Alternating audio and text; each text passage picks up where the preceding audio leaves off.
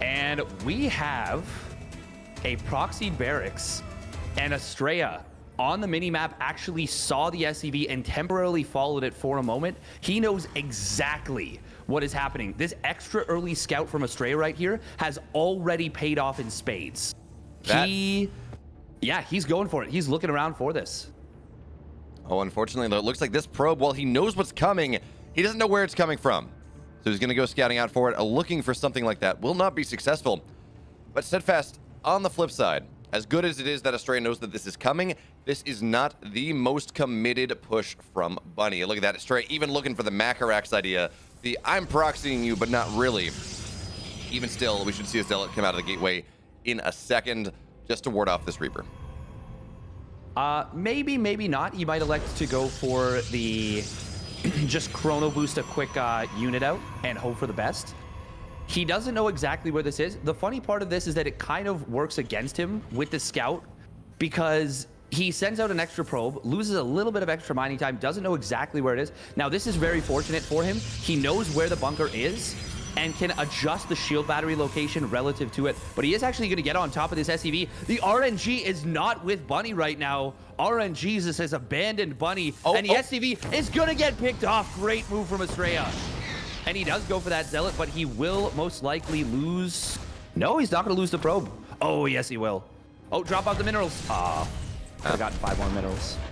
Even still, though, this is just such a massive result from Astrea in the early game. You go for a Proxy Reaper, you want to get something more, and then getting a single probe and forcing out a Zealot. You want to get worker damage. You want to delay mining in the natural as long as you can. And Steadfast, Astrea, he's just absolutely on top of every attack path. Yeah, he's doing a good job so far. I will say that even just forcing out the Zealot on its own probably makes this very close to worthwhile. He did lose the SCV, that's unfortunate. Astrea did have the opportunity to save that probe. If he just hit C, because it was just hiding in the natural for a little bit, if he just hit C and sent that probe back, he would have been good. This probe is still alive on the scout. Oh, does he see the second barracks? That is very crucial. No, he did not. Oh, look at this. Okay, you got to look at Astrea's vision. This is very funny. All right, look at what he sees right now. Oh, yeah. The cloned factory. He's got the conjoined factory there in the main base. You know, it's always difficult to live as a conjoined factory. You got to make a lot of adjustments to your lifestyle. You know, not all of your own body is yours. You share thoughts. You can see that ramp shared on the bottom. But this is going to be the build we've been seeing Ryung going for. Yeah, I guess the big difference here is that there is going to be a Cyclone popping out. I don't think Ryung was getting that. This does allow Bunny maybe a little bit more defensive utility. And Astrea just has the biggest of brains at Steadfast. This is a charge opening. Do you open charge in PvT? No, not at all. But in this game, wait, no, this is a charge all in. He's adding a bunch more gateways. There's a Warp Prism on the way. Astrea looking to just kneecap Bunny before his stim is done. And this build that Bunny's going for, especially with the proxy, is all defined about putting the Protoss on the back foot and then powering up until your 6-minute timing. If the Protoss hits before then, well, so much of the tech that Bunny has been powering towards that is going to make his army go from mediocre to good, it's just not there yet. Now, this is very, very crucial. This Reaper cannot see this Warp Prism. If he does, Bunny will know to be prepared. Oh, this Watchtower. He doesn't clear the Watchtower. Bunny is going to get vision of the Warp Prism just before. Now, did he see it? My money is on yes. And we can see the Marines already adjusting. A big miscue from Astrea right there, revealing his build just a little bit. Now, it is going to be, this is something that a player, oh, what's his name? He's a European player. He used to be very common. Hold that thought. We're going to be seeing a... Oh, look at this. He'll take down the Cyclone. Bit of mispositioning right here. Oh, my goodness. Ooh, okay. Well, that was a big mistake right there from Astrea. Could have saved those units, but kind of mismanaged the positioning on the Warp Prism. A couple of miscues right there. The Cyclone not being pulled away by Bunny, but then Astrea making a couple of mistakes with the kind of positioning on the Zealots. He's going to go back in with this very low Warp Prism. Yeah, everything we're talking about, this timing being so good for Astrea, he's going to be able to kneecap Bunny before things happen in earnest. Well, Stim is done now, Steadfast. Concussive Shells, it's getting close enough. The army of Bunny is starting to grow with tremendous alacrity. So what we're going to see Astrea do here, he's not going to commit to this too much further for a second. He's going to maybe wait for Bunny to move out on the map, and that is going to be his tell. That is going to be his marker to move back in with this Warp Prism and say, hey, Bunny, you want to get so aggressive? That's fine. I'll have Warpins at home, but here's 4 Zealots in your main base. Can you deal with that? And Bunny, actually, he is in a position, but not a lot of Marines here, and the Marauders do not fight these Zealots well whatsoever. With the Marauders getting on top of with the Warp Prism dogging their footsteps, it's a big problem. But Bunny now, he's going to try to find his way into the third base of Astrea. That probably is just going to be a cancel, and great hold position micro, actually. But Zealots, actually, they're going to warp in. Oh, nice force fields as well. Astrea, he's knocking this down. Those were perfect force fields. He created a situation where the Zealots were instantly on top of those units. That was actually beautiful from Astrea right there. He does lose the shield battery, but he holds the push, which was honestly his big concern. And it looks like Bunny getting discombobulated a little bit. He picked off the... Actually, did he pick off the War Prism? Yeah, he did. That's an Observer going back home. He picked off the War Prism, but he lost a lot of mining time in the natural. You might have noticed that he sent those SCVs back to work just a little bit late. And when I think of players and opening series and things like that, doing kind of weird things, I always think of the Korean player as the one who is dictating things with a kind of maybe an off-meta build to throw their opponent off guard. But it's Astrea who's done that, and he has found himself a pretty nice opening. But hold that thought, there is a big push coming to the main base. No vision on the right side. Astrea, though, senses it, adjusts. The Immortal popping out just in time. Will get one of the medevacs, but this is going to do a lot of damage potentially. Yeah, this is going to take a recall. We're going to see the Robo go down to start. Widowmine's in a really good spot, taking so much damage on the Immortal immediately, but now Zealots, they're going to look to run on in, clear this push from Bunny. He will be forced out. No medevacs go down, though. So still just a positive trade. Astrea going into double Robo behind this. He needs to get into that that splash tech a little bit faster. Yeah, that's actually a huge pick-off on those double robos, but something that is very beneficial for Astrea, he already built the robotics bay. So once he's on double robo, he's going to be able to go straight up into either Disruptors or Colossus at his choice. I think with how much they were delayed, maybe you want to go Disruptors for that extra bit of speed, but we'll see how confident he's feeling. Colossus obviously take a little bit longer, but they are still good. He's still got a very strong standing army, and he hasn't really taken much damage, so I think I'd be okay with him going double Robo Colossus right now. Yeah, that's something we've started to see players do a little bit. It felt like almost always you would see, if it's double Robo, it is double Robo Disruptor, but oh man, that's a big supply block here. Astrea, he's going to waste half a chrono here while we wait for the pylon to finish as well. That is really significant, actually, as we look at this game of inches. Bunny, though, he's going to stim into the third base now. There are Zealots here. There's an Immortal. It's not going to be easy for Bunny to get too much done, but this is almost a positioning move. Oh, the friendly fire! That was the most traitorous Widowmine. Fortunately, this one, top of his class says, you know what? No. Let me make up for my partner's indiscretions. But my God, if there was one more friendly fire Widowmine, he kills about 6 Marauders right there. At the very least, that's a lot of medevac energy to heal up. And now with the Colossus out, nice force fields, sections off a Marauder. But with the Colossus out now, it's a lot harder for Bunny to push into this third base location. The Marauders, they can still get on top of things. And of course, oh, look at what we got from Astrea here. This is a quick fleet beacon double Stargate.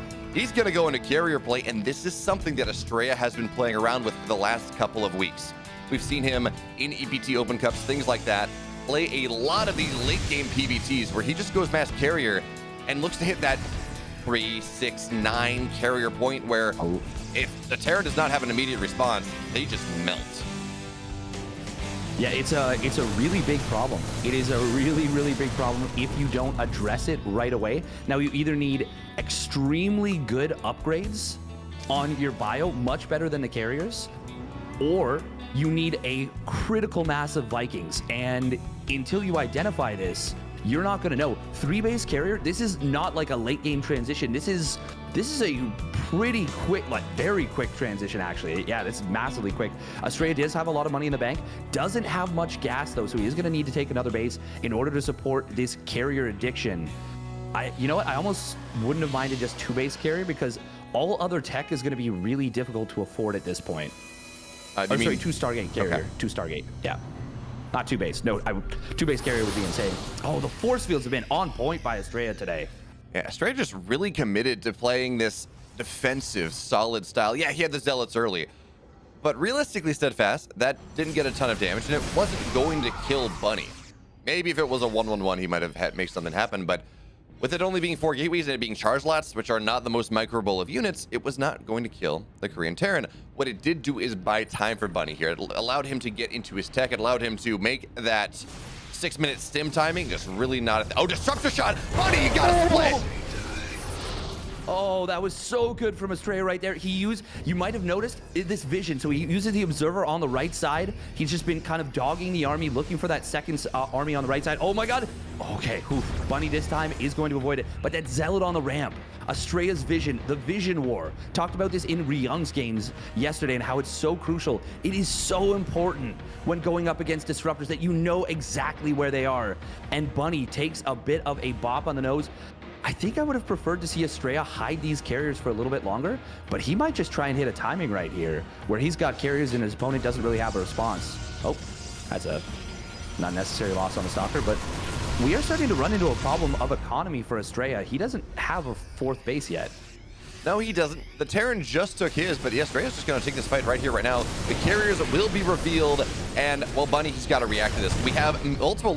this is really cool, actually. We have multiple Liberators on the way. I don't know if that's a response to the Disruptor play, or if it's a Disruptor or a response to the carrier play, but we have started to see some Terrans go for 7, 8, 9, 10, 11, 12 Liberators, because then they one-shot the Interceptors, and at that point, carriers don't really matter. But Astrea, he's not interested in giving Bunny the time. Positioning here outside of the 4th base, maybe going to allow him to take that, but he's also maxed out. He's sitting here at only 63 workers. He has an extremely powerful army should he choose to use it, but Bunny says, no, you don't get to run across the map. Not here. Time for me to run into your 3rd base. But that is a lot of Zealots defensively and no Widowmines as well. Bunny thought that Colossus would respond to this. He thought the carriers would respond to this. He brought a lot of Vikings, but no, that means just the Vikings are out of position for the push on the other side of the map. Zealots going to clean up most of this. They've done what they need to do, and now Astrea pitching in onto the 4th base. Disruptors, carriers, Colossus, everything that Astrea could want. We're going to see so many of these SCVs go down the 4th base. It dies in an instant. Astrea opening up a 30 supply lead. It's mostly in the army, and now the air army is just falling apart. It's coming in piecemeal. Astrea, he's hitting this timing. These missile turrets will not be allowed to get built into this game number 1. Astrea with the carrier timing, kneecapping Bunny out of this game number 1. There's nothing that he can do. Looking to stim on in, but there's not enough anti-air anymore. Steadfast, 73 supply. Astrea, he takes game 1. What a phenomenal start to this series from Astrea. That first little setup of things, you know, losing the probe of the natural, the Zealots not getting picked up. I was a little bit worried. I was like, it's first game of the day. Astrea may be a little bit shaky, but he tightened things up. Great force fields on the defense of the 3rd base and around his natural. Bunny did not sniff out that carrier transition in time. You mentioned the Vikings on the left side. I think that was a really crucial moment. Bunny was really hoping to get a big response and split his opponent's army. But I guess he didn't hit the EMPs early enough on that left side army. Or like you said, maybe it was just a lack of Widowmines. But either way, Astrea able to make his weight felt and just bulldozes through the Terran player. That he did. I want to say, Steadfast, that there were more Zealots there in terms of army supply that responded to that push than actual effective army supply. Yeah, there were, I think, 3-4 Vikings, but 3-4 Vikings, unless you land them, they don't really do much against Zealots. Zealots are on the ground. Vikings shoot air. And you don't want to land those Vikings. You do not want to lose a single one with the carrier transition incoming. You need to hit that critical mass that allows you to one-shot a carrier. And Astrea just didn't give him that time. Didn't even feel the need to take a 4th base. He might have taken one on the backside, but it wasn't the relevant point, was not the salient point. I liked Bunny going for those missile turrets. It was an interesting idea. But he did it just a little bit too late. Yes, it was most definitely a little bit too late. We talked about that critical mass of Vikings or Liberators, and he didn't have either. If he No, yeah, I don't think you can go Liberators in the mid game. I think that needs to be a late game transition type thing where you're on a lot more bases. You have a lot more static defenses. I do think those Liberators were initially to deal with the Disruptors. And he built 2 more starports. Didn't have time to get the Viking count, though. Realistically, you probably need 12 to 15 Vikings, depending on the carrier count. I think he only had 8. And because he had 4 of them on the left side, he really had almost no effective anti-carrier army. Yeah, sometimes the Marines, if they're well upgraded enough and the carriers are not, you can stim down the interceptors, make something happen. Sometimes we actually see Widow Mines as a response to that one. It kills a lot of interceptors at once, but Bunny had none of that. And now Steadfast, we're going to find our way into game number 2. It's an even bigger map. Astrea might have an option to do something there, but it is game 2. It is Glittering Ashes. Here we are. Here we go, spawning down in the bottom left, representing Team NV. It is the blue Terran player, Bunny.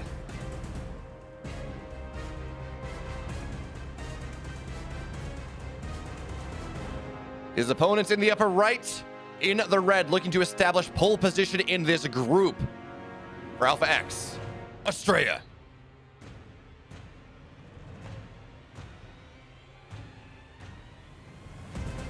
And we are going to be seeing Bunny going for another one of these fake proxies. It feels like at this point in the TVP meta, it is either a proxy Rax, a fake proxy, or an engineering blade block in like 85+% of games.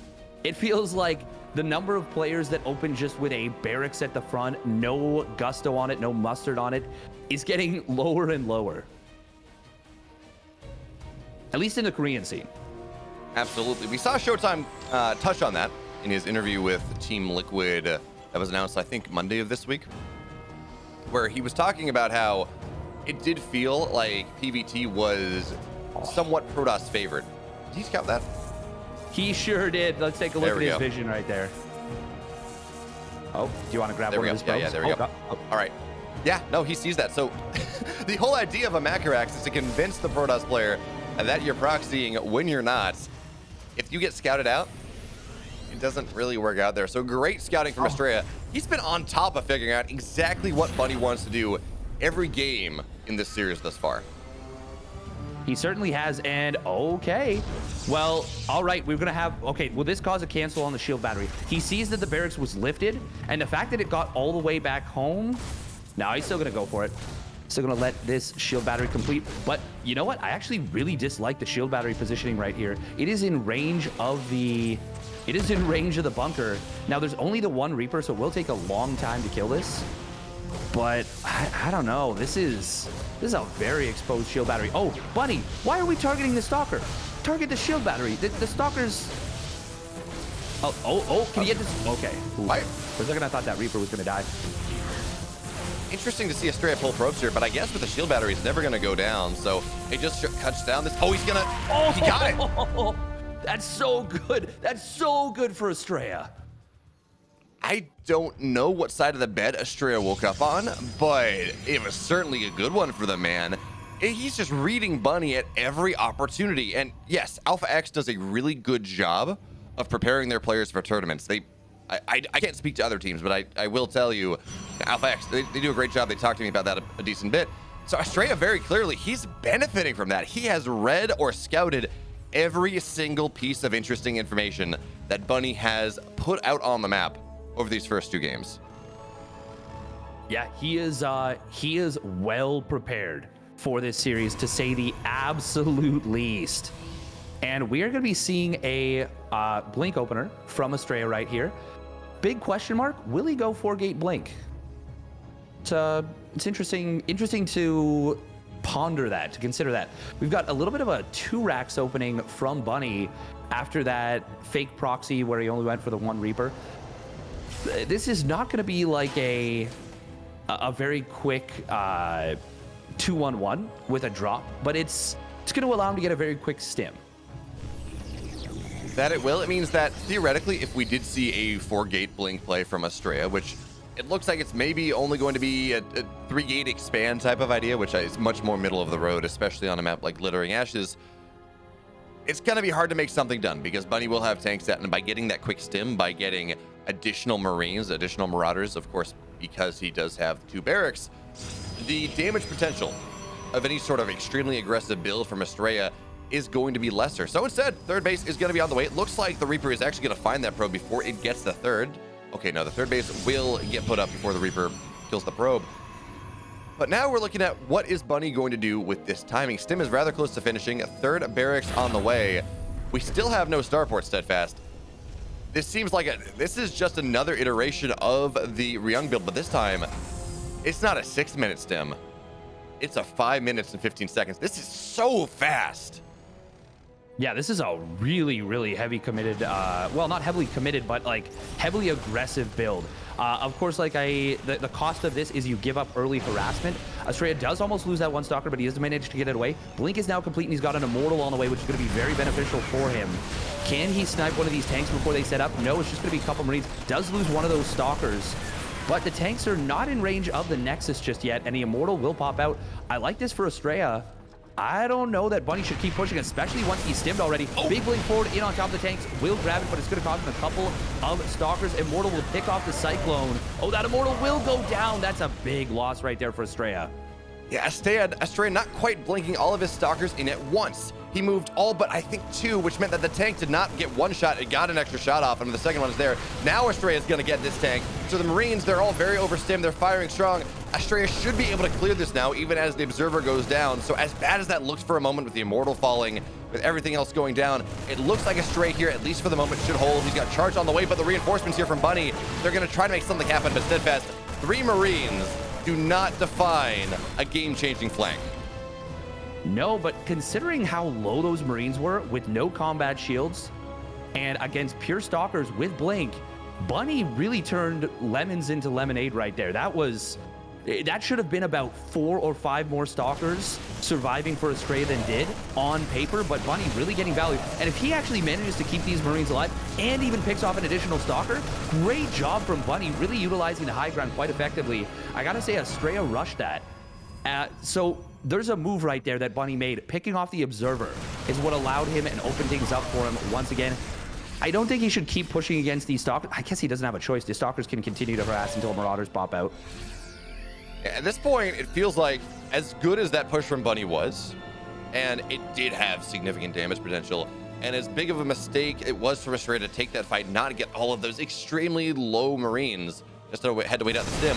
At this point, it feels like Astrea has stalled out the push long enough. Charge is done. We're starting to see Colossus on the way. Yeah, Bunny's going to have an upgrade lead for a little bit, but if he's not allowed to move across the map until the splash damage is out, it's not really going to matter. And Astrea, he's going to juke him out. Just a recall, make sure he's back into the main base. And you got to remember, Bunny's third base is still not mining. It is still not on location. Astrea sitting here. He's up almost 20 workers. Assuming he can survive this next push, he is going to have a massive advantage in this game. He certainly will. I don't know if I like the recall per se.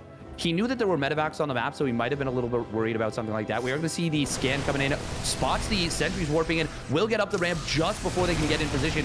Bunny, such an aggressive player, always willing to take that big move. There is a Colossus in the natural, and this is where the lack of recall could be very, very detrimental. He's got nothing to protect that Colossus, but Astrea is keeping it nice and safe. Scan comes in, won't be able to get that good positioning from Astrea, but it's not going to save the Colossus. Too many Marauders, and Bunny takes a great fight, and that is why I'm not a fan of that big recall. That is a huge mistake, and it costs Astrea dearly, but he has too many Blink Stalkers. He's actually going to clean up this army. Yeah, but he loses his entire economic advantage. 20 probes, the entire count in the natural and a sentry at the backside. They all go down, and Bunny, he's starting to swarm here. Yeah, he cleans up the push in the main base, but the Widowmine, it's gonna get 4 or 5 probes. Bunny's push here as well. He's starting to swarm. He's starting to do so much work, but not quite enough here for the Stalkers. They will respond. No medevacs go down, though. That's the really big deal. And again, Astrea, he's sitting here. He's down 8 workers now. Yes, he's got a third base, but he's lost all of his tech. It's just a bunch of Blink Stalkers, maybe some charge lots after that, and you need more to deal with the unrelenting pressure of the Terran Stim. Yeah, it's... The Colossus are very effective units, obviously, but he didn't restart one.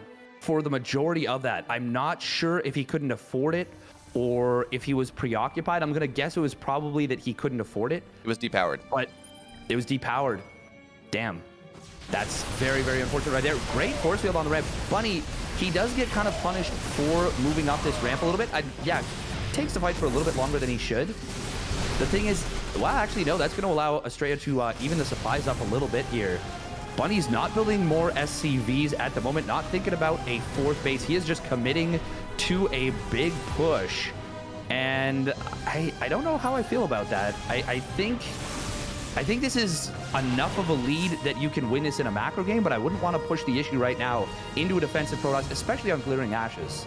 Yeah, Steadfast, you don't really end maps on Glittering Ashes. Not until 15 minutes, not until 4 to 5 bases, when the map starts to get split out a little bit more. The ramps are so strong, it is so easy to constrain your opponent nicely forward there. Widow Mines will go down. Moving up the high ground into multiple Colossus is just such a hard endeavor, and yeah, Astrea only has 2. He's not going to build 3. He's going to go straight into Disruptor Tech after that just because of the timing of things. But that is still 2 Colossus, and Bunny's going to try to find his way up here. He does make the way to the high ground at the very least, and with Ghost here, it will be able to cancel that 4th base. Stalker goes down on the backside. But even still, Astrea getting into his next level of tech. DT's on the way. DT Blink just about done, or just about to be, it's about halfway done. There we go. That's more important. And that's where it starts to get pretty scary here for the Terran. It certainly does. It certainly does. Well, there's a lot of places where it gets scary. Ooh, nice usage of the Colossus right there. Splash damage to take that down. Once again, 4th base being canceled. Bunny does have his 4th base on the way right now. Disruptor. That was a very Hail Mary Disruptor right there, but DTs are going to come on in. They don't have their blink just yet. He gets 8 SCVs, which is very good damage, but not going to be able to critically impact Bunny's economy just yet. Oh, blink. Oh, nice job. Disruptor will come on in. Well, I mean, if you had the Disruptor and you were going to use that anyways, may as well not take the splash damage. Yeah, but now the Stalkers, they're going to move forward here. This is a big fight for Bunnies. He's going to try to knock down another base. The Vikings are not doing what they need to do. These 2 Colossus, they stand strong, but a lot of the buffer for the army of Astrea here, it is falling down, and we're going to see 1 Robo get depowered, so no more Disruptors from the front line. This is a hard fight for Astrea to take his Bunny. Now looking to stim on it. 1 Colossus goes down. It was left behind. This Disruptor's going to have to do so much, but again, the tech of Astrea in this game is being reset. Bunny is swarming into the game 2 victory. There's not a lot for Astrea anymore. It's 1 Colossus and a prayer, and that Colossus does not believe in praying. GG. Bunny 1-1. Well done by Bunny right there. A little unfortunate by Astrea. He got caught out of position. He was paying a little bit too much attention to those Widow Mines, kind of like me, fixating on those. Bunny had done a phenomenal job, a marvelous job of continuously picking off observers, making it so that Astrea could not deal with his repositioning. As a result, Bunny finds a great position on that 3rd base. Astrea's kind of forced to blink over there. A very rushed reposition doesn't get him what he needs to, doesn't allow him to be set up the way he needed to at the top of that ramp. And just a great game from Bunny. Couple of miscues from both players, but first series of the day, they are warming up. Still great play overall, and I'm glad we're going to a game 3. Absolutely. Now, okay, we got the game 3 lobby. It's going to be on another big map, Steadfast. I don't know who was A seed, who was B seed for this game. I imagine Bunny, because Astrea comes to the lower bracket, which would mean that this is C, but that would mean that Bunny picked the smaller map, Astrea picked Glittering Ashes, which means that they've won each other player's map pick. And now Hardwire, it's somewhere in the middle between 2000 Atmospheres, Glittering Ashes. We're going to have to see which favors which. Based on how Bunny is playing with that denial of vision style, I do think he's going to do a good job there. I think he's going to be able to manage that quite well. There's a lot of attack paths on Hardwire. To me, it's my favorite map is Berlingrad because I just love it. It's beautiful. It's got those doggos on it. Love doggos. But I do think Hardwire has made for some of the best games in this current map pool. And I think that's, you've got those contested bases in the middle that are on the right side that oftentimes whoever secures those in the late game is going to be able to take the game. You've got a solid 3 base, 4 base, 5 base setup, but it becomes increasingly difficult to secure bases. It's a really great map, and I'm really glad that it's a decider match in a series that has looked very close so far. That it has steadfast. What I will say is I think Blackburn maybe has given us even more maps, but I'm not going to complain about Hardwire in the slightest. It is game 3 here. Hardwire, Bunny versus Astrea. Winner. They win the entire series. And here we go, spawning up at the top right, representing Team Envy. It is Maru's teammate, Bunny.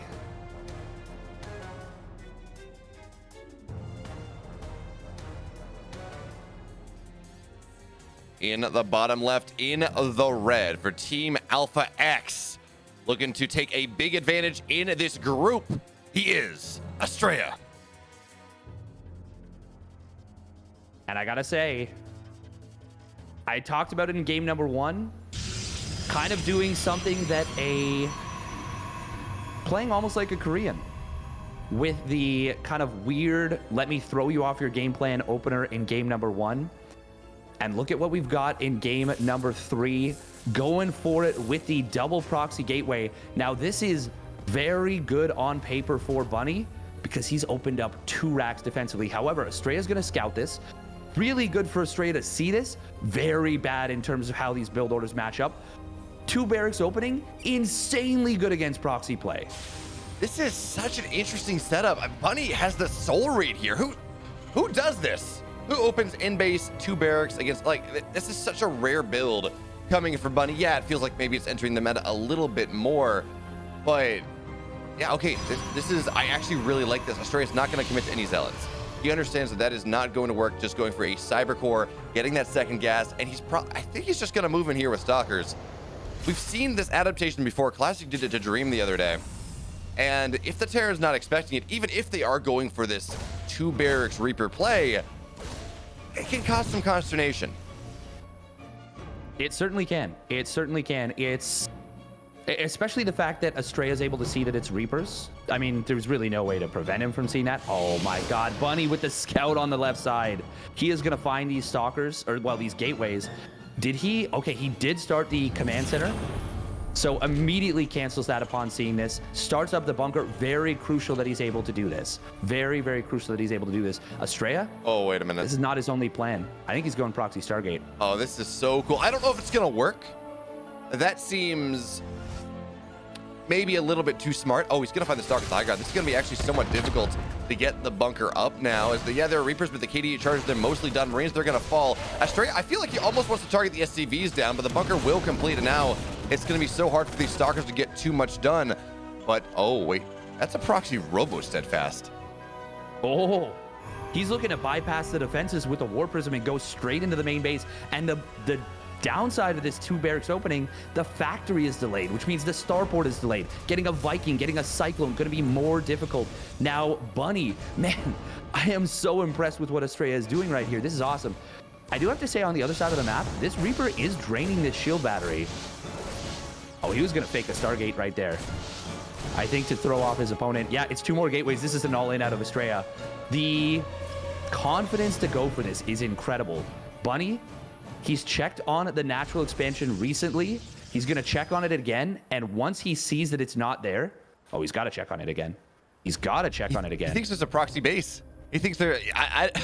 This is so big brain from Astrea. It looks like the Zealot, or excuse me, the Reaper may eventually look through and find these additional gateways, find this Warp Prism, but by then it's going to be too late. We're going to have 4 gateways of Stalkers in the main base. We got a Cyclone on the way here. Bunny, he scouts it now, and he's going to say, what the hell, Astrea? What are you doing? That's not how StarCraft is played, but it does not matter because so many Stalkers are going to go down. And now Astrea, he's going to rotate around. Instead of going through the main base, which I thought he was going to, well, oh, yeah, no, he can't do that with the Marines here, but he can shoot from the lower ground, get high ground vision. and the bunker is not yet done. So we're gonna see him start to rally things onto the high ground here, elevator them up, but a Cyclone's now out, and it becomes much more complicated for our Alpha Export player. But even still, the SCV's getting pulled here, trying to make something happen. The Marines, they're starting to fall. The Stalker, the Blink Micro, which is what we're gonna call it, is doing so well, but the Warp Prism, it will take damage. You gotta be careful there, Astrea. The lock-on will not be good enough. And the Stalkers on the high ground, they're gone. But Astrea, he still has high ground vision. He does with that observer, but he has to give up on this push, and he's making the right call right now. He's going to go for the Nexus on the low ground. He cannot break his opponent anymore, especially now that a tank is about to be hitting the field. That War Prism is so low on HP. He's going to go for the observer snipe, will take it out, which means the War Prism has to expose itself. Once that lock on is back off cooldown, well, it's going to lock onto a Stalker, but that's going to be enough to push Astrea away. He still gets value, even actually gets the burn down kill on that supply depot, which is, you know, it's a nice consolation. And I like what Astrea is doing behind this, but he needs to keep Bunny back for such a long time in this game. Think about all that's on the map. Everything for Astrea is on the map right now. All 4 of his gateways, his robotics facility. If Bunny breaks out and can take map control, he gets all of that production killed. Steadfast, what are you talking about? Every single structure that Astrea has is in his base. His base just happens to be the map. And oh, you know what? If you're gonna be greedy, go whole hog. Make the contain happen. Get 2 Nexi at the same time. Have some fun with it. Because right now, again, if Bunny breaks out, the game is over regardless of what happens. It doesn't really matter whether you take a 3rd Nexus or not. And he's gonna try to make that happen right now. At least secure his natural. But Steadfast, securing the natural is not quite breaking out. Not yet. No, it is not. And he doesn't have stim, and he won't have it for quite a long time. I believe, yeah, he's just getting the tech lab for that first barracks. This is a nice move. A nice move that he's gone for this in general. Oh, Stalker's going to try and move forward here. We will see this tank getting sniped. Very nice move from Astrea. He is doing a really, really great job. He is going to have to find a way to deal with this drop, which is really going to mean a recall. And that recall being forced, it probably means these 2 gateways get depowered. So this is going to be very good for Bunny to start things off. It is going to be disruptors for the moment. I like that. That it will. Oh, that's a. He just chronoed. Oh yeah. There's actually no recall here for the main base. It's gonna have to be warp in. Ropes are getting pulled for now. Shield battery actually is gonna be the absolute saving grace of this. But Astrea actually doesn't have anything to. Well, he doesn't have anything to warp in just yet. He's out of time. So he's gonna have to recall to the natural now. The Stalkers will show up. Only 2 probes go down, but we've been talking about whether Bunny can break out or not. That was the pressure release valve that he was looking for, at least for a second. And we're starting to see how problematic, how fragile it is to have everything on the other side of the map. But even still, only 2 probes go down. Astrea does not lose any of his disruptors on the opposite side of the map. So at the very least, he maintains his tech. And now this is 2 disruptors on the field. We saw Bunny fall victim to the disruptor pretty heavily in that first game. He sure did. It is not easy to deal with. We are going to see... Oh, I'm not sure what his plan is with this. He would love to snipe a tank, and that's what he's going to go for. Will get it. 2 disruptor shots to take that down. Takes a lot of damage on these units. We are seeing this not warp prism, this medevac drop. It's going to look for the gateways and the robotics facility. If Astrea doesn't have units ready to warp in right now, he is going to get this Colossus canceled. And that's a big problem if that happens. Stim is now done. Yeah, there's no way he can't save this. Oh, that is such a disaster. What he should do right now, use the War Prism in its phase mode to squeeze that Colossus out. He's gonna send a pylon out on the map soon, but man, nice pickup here from Bunny. He's paying attention. These disruptors, that was the hope, but they're not gonna do too much of anything. Not yet. We're not gonna see Blink done. So the Marines, they're just gonna commit to this. But no, the Stalkers are where they need to be. For the moment, at least, Bunny will not be able to knock that down. But as you mentioned, man, having everything on the map, Astrea, he is down so much production. He has literally 0 gateways that he can actually use right now. We're gonna see the Colossus get disabled as well. It's not gonna pop out of that robo. And sure, Astrea has 3 bases. Sure, Astrea has had good contain for the moment, but we're starting to see the problem when you don't get enough damage done in the early game. He can't build anything.